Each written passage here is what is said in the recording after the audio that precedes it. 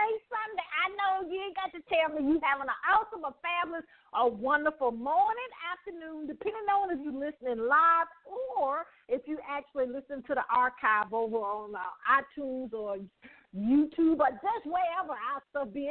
We're just so grateful that we actually have things in several places so you can actually be a part of good deeds.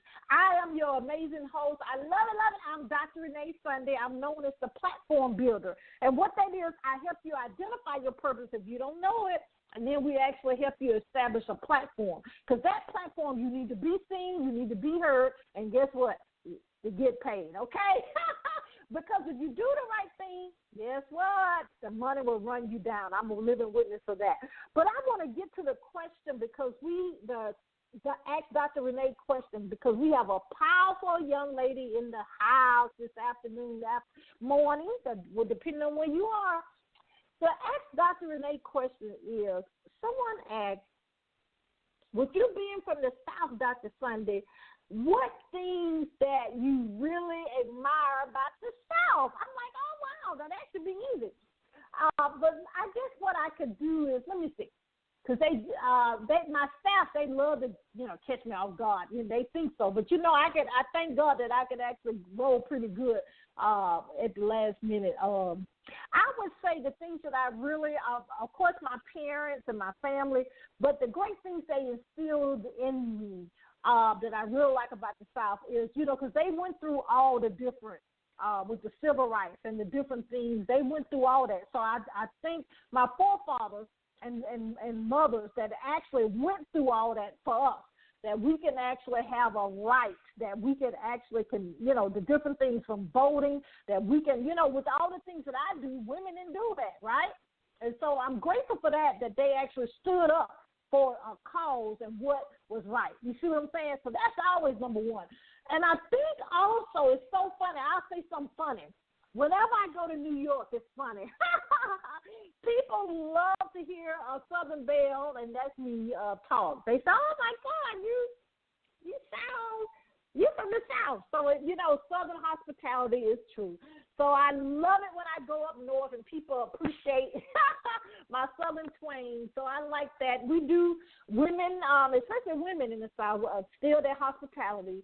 But the thing is, we just enjoy our monotone. I'll be honest, I did try to get away from it one time. But you know what? You have to be true to yourself, and that's a process for everybody, right? But me and the person actually had a little more of a dialogue than that. But that was the two things I can say. Out of all the things that I'm grateful for, being born in Birmingham, Alabama, from Roll Tide, I had to throw that in there.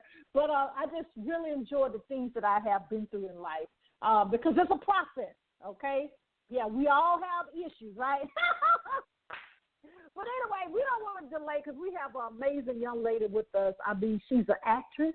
She's a gospel recording artist. Isn't that amazing? She's been in so many platforms. I mean, from the White House, to the McDonald's Gospel Fest. I like going to those kind of things. And the SCLC National Convention. I just love it. I said I need to be her assistant so I can actually hang out with her. I just love all these events. But she has, and I'm going to leave this to her to talk about. She's a great advocate of what things are going on in the world. And so a powerful message of God. And we don't want to delay because I'm ready to listen because I love to get empowered by people. But we have the awesome, the fabulous Naomi B in the house. Are you there?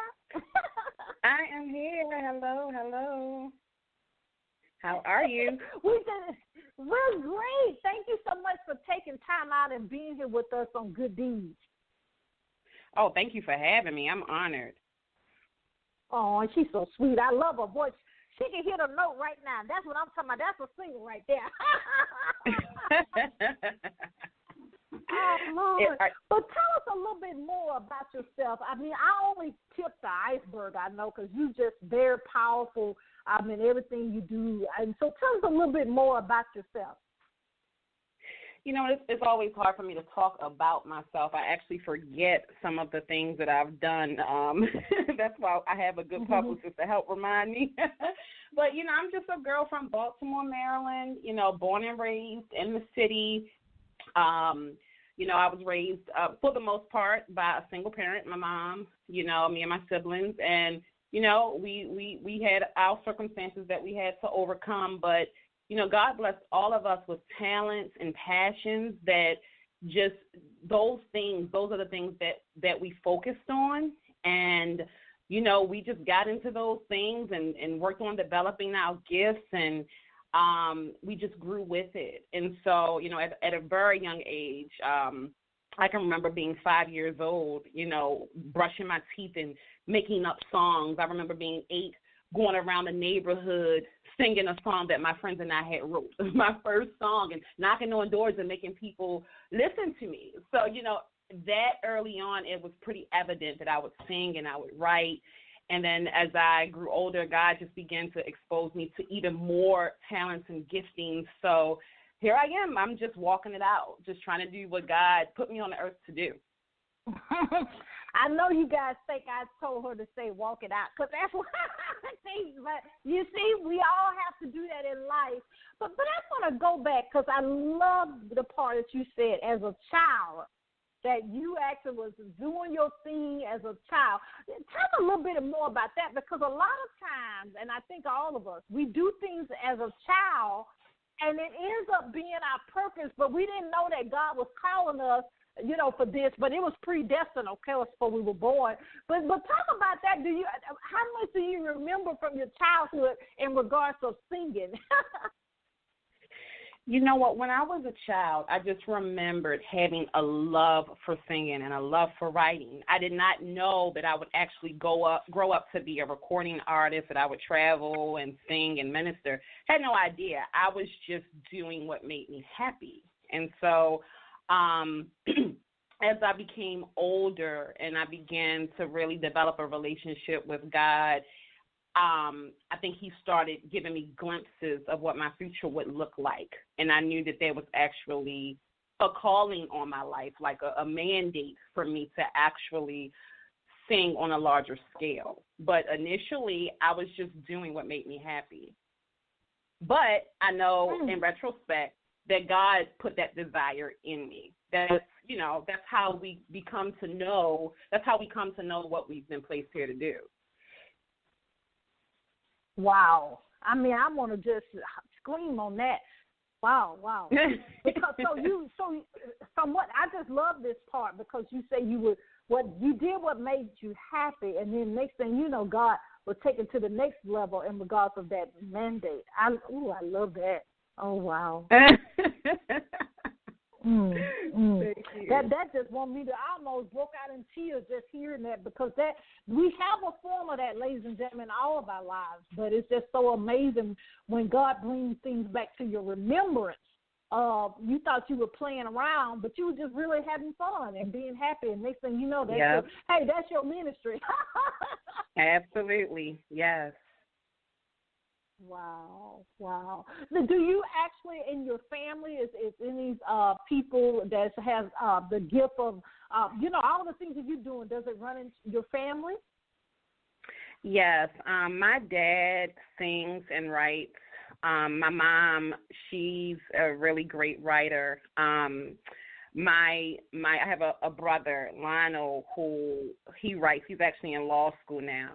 So he writes, political articles and that type of thing. My mom, she has just started writing songs for, we've collaborated on a song for the military, and she likes to address, issues with her writings. I mean, the gifts are all in the family. And then if I start going down my mom's mother's side of the family, we've got all kinds of singers and musicians on that side. So, it definitely runs in the blood. and my son, Destin, I have a 10-year-old who got it all. I mean, he sings, dances, raps, writes. He got it all. So, it's flowing for sure. Wow. That's amazing. Oh my God, that's I just love that. It's amazing when you see things in your kids. You're like, oh, you got it. So, you have to keep your head of protection for sure. Oh my God, that's amazing. Absolutely, yeah. Well, let me ask you, we did see that you actually have been on the Word Network, and I mean, among many other media platforms as well. But how is that experience when you actually on different platforms? I mean, no matter how many people are viewing, watching, what actually goes through your mind when you actually have been called to do that? That's your assignment for that particular evening or afternoon. Well, first of all, I scream, when I get the call or the email or whatever. I scream, and, I usually call my mom. I'll call my husband and my bestie. And then once I get through that, then the nerves set in. And all the way up until that event, I am crazy nervous, but I'm also preparing and I'm prayerful. And by the time the event actually comes, I'm like, I can't wait for this to be over because of all of the things I had to go through to get there, all the things I put myself through. And then, usually it's successful, and then I can exhale, and I'm like, whew, I'm glad that's over. And then I'm on to the next thing, and the cycle repeats itself. And I'm hoping it'll get easier for me as I progress because I really do put myself through a lot, and it can be a little tough sometimes. But you know what? I think you made a great key. You say you're nervous. She didn't say she had fear, and that's a big difference. Because especially with me, I'm part of the fivefold ministers. But one of my mentors said a good while ago, he said, if you get on the pulpit and you're not nervous, you better watch out because you're letting pride kick in. Yeah, I've heard that before. But you know what? There have been times, though, when I really was full and anxious. And honestly, sometimes I just had to kind of fight that in prayer. Like, oh, no. We're not doing this. There won't be any anxiety attacks or anything. No. We're not doing that. But most of the time it's just nervousness. But every now and then, and then an enemy try to sneak up in there with some other stuff. Or, I got something for that. So we know how to deal with that. Well, amen. I mean, because the devil will try to get you off track, especially when you're doing something for God. I mean, that's gonna come. But I'm glad that you hey, what the old people say, you're in the main line and you connected to the main line. Absolutely. Oh Lord, I just love it. Oh my God, that's a whole nother topic right there. Because the thing about it is, we have been taught, going back to the South again, we were taught, when we were younger, that when things happening, you must be doing something wrong. Not all the time. Now, a lot of times, a lot of things come up just to distract you, and so you have to be steadfast. Oh, absolutely. When it said pray and fast, it mean that. Oh yeah, that's a story of my life. Nothing ever comes easy for me. And I'm just learning that is just a way of life. When you have been called, especially to the masses, and you're going to be really making a difference on a large scale. I mean, the things that you have to go through to get to that point, it's a lot. But God has a way of making it all work, for your good. So you got to take the good with the bad.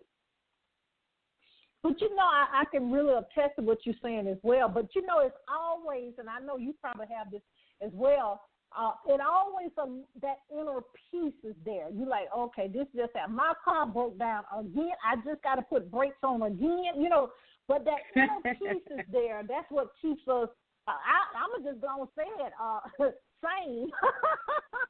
Yeah, absolutely. Yeah, you gotta stay connected and keep your peace. And you got to know, when you have a greater purpose, if you keep that purpose in mind, if you're walking in your God-given destiny, then no matter what comes at you, you have God fighting for you because you're doing what he wants you to do. So whatever's coming, it's got to pass. It's got to pass, or you got to pass through it. Either way, it's moving. So you have that confidence if you're doing what God put you here to do. I love it. I love it. I mean, that makes me think when I talk to people, they say, "Oh, I don't know what my purpose." And I have to go back real quick to say what you were doing, and that's the key, ladies and gentlemen. Is you do what makes you happy, and it's usually easily achievable by you and everybody else saying, "How you did that?" Oh, that's so funny. But I want to go into this conversation because the wonderful things you do in regard of your acting and gospel recording artist, but you actually is a very, advocate for, different efforts that's going on in the world. So talk about that. I mean, in regards to the domestic violence and the sexual human trafficking, and we know that it's pretty prevalent here in the Atlanta area, most major cities.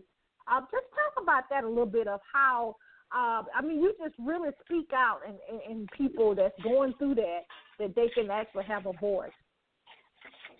Yeah, God has really given me a passion for women who are hurting. So, no matter what they're hurting from, I just believe he's given me, I guess an anointing or a gifting to really just be able to administer just a little bit of healing, even if it's just a tad, a step or a seed sown. So whether it's through music or whether it's through just, conversing with them or praying with them. And so one of the things that I have a passion for are teenagers or young women who grew up without their dads. My dad is alive and well, and he's a great man, but there were some issues, with him and my mom, and they got a divorce, and, so I grew up not being around him as much as I needed to be. So there were some things I didn't get from that relationship. And as I became an adult, God showed me that it left a void in me. There was a void left there that made me more vulnerable and susceptible to certain things. And I know that that's an issue with a lot of young, especially Black women, growing up without their dads. And these are some of the risk factors that make them more susceptible to the lies and tricks of human traffickers. And so I developed a passion to really spread awareness about the epidemic. It's growing at an alarming rate. And I just want to let young girls know what to look out for, just want to educate them. And that's kind of where my passion is. We're talking about a $32 billion industry. We're talking about 27 million worldwide that are enslaved. And in Maryland, we're looking at about 400 victims, and those are the ones that have been identified. And the way they target these women, they go on social media. They look at your history. Do you have a history of sexual abuse? Do you have a history of poverty? Any mental issues? They're looking for girls who are vulnerable. And growing up without your dad, I have learned, certainly can make you vulnerable. And you hear in the news about girls who are just being abducted. They're out somewhere and they're kidnapped.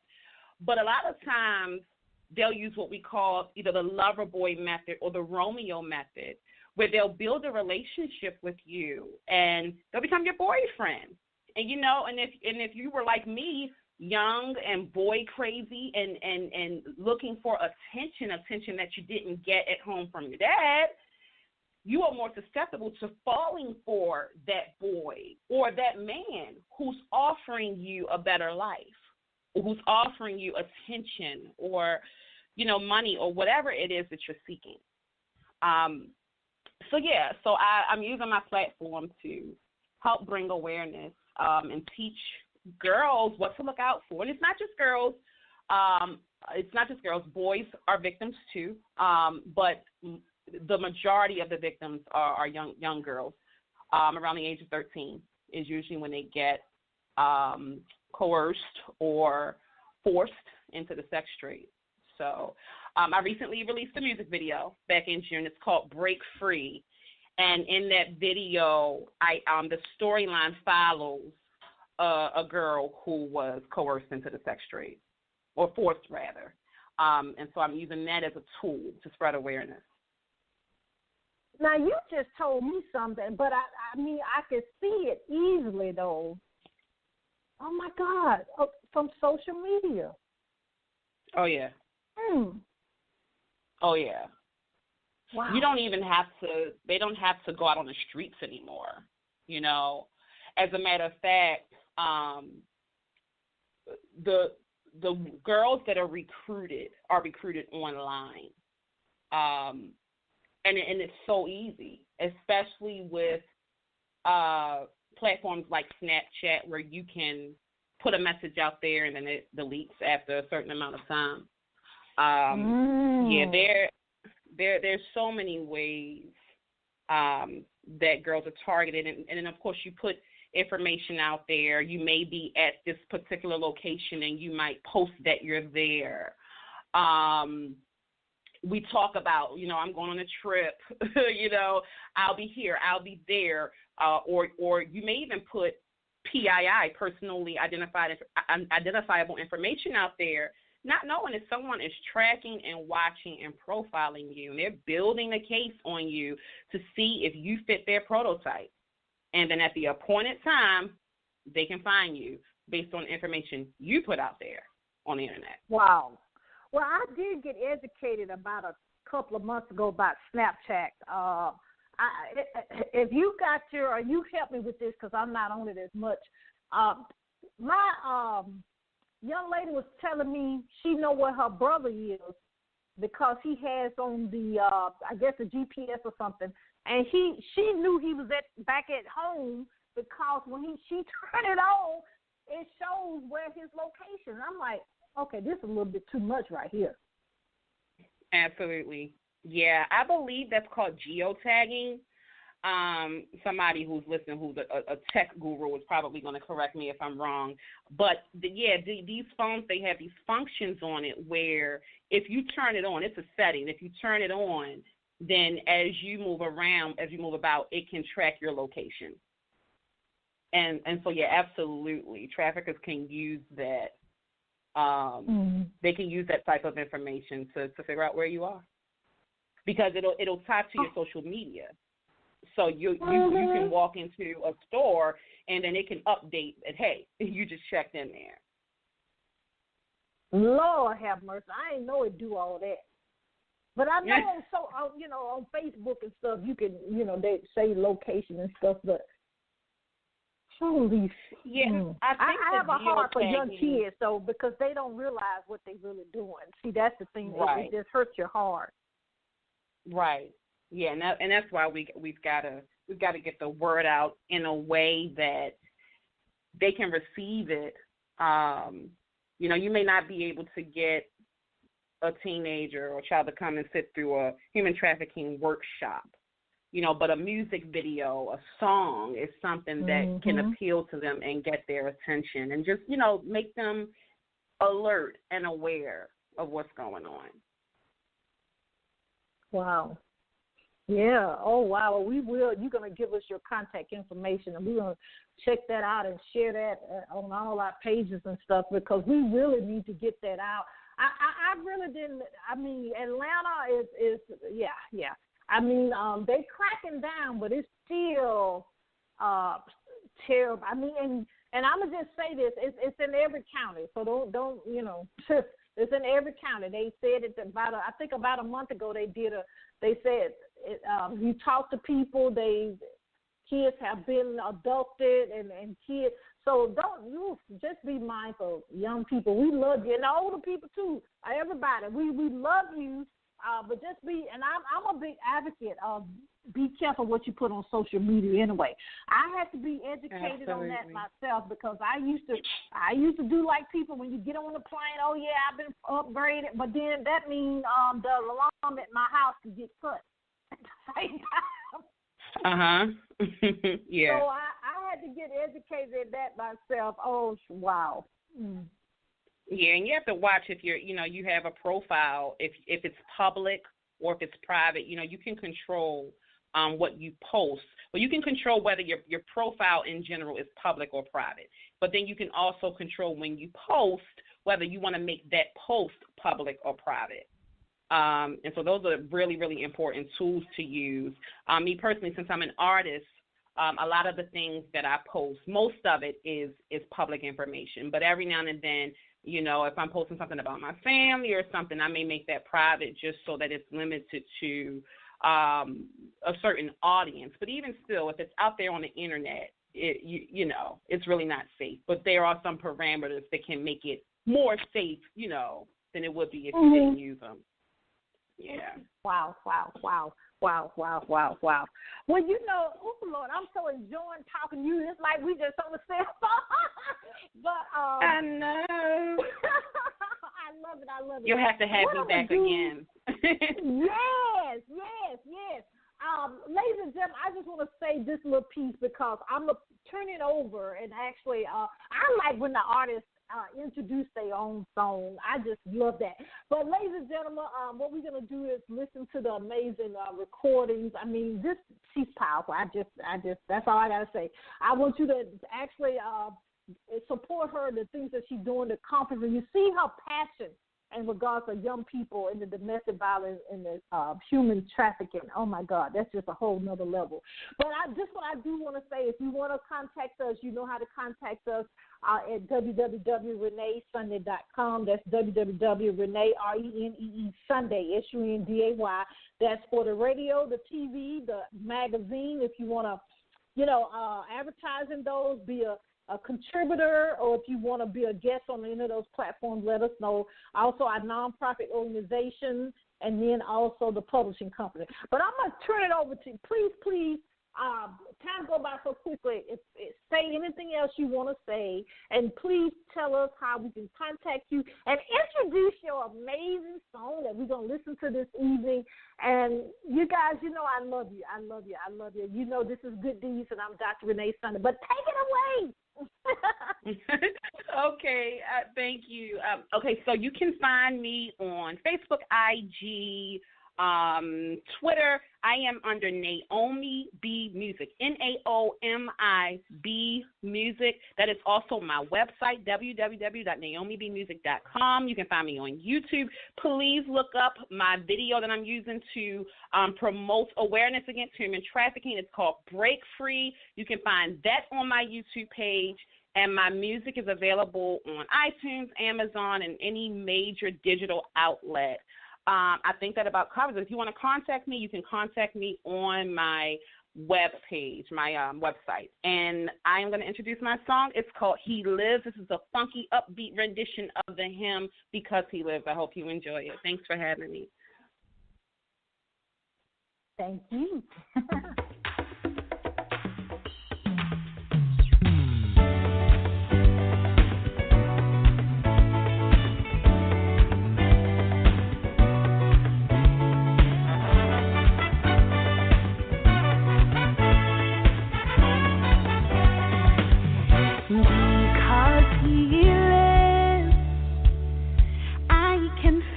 Tomorrow, because he lives.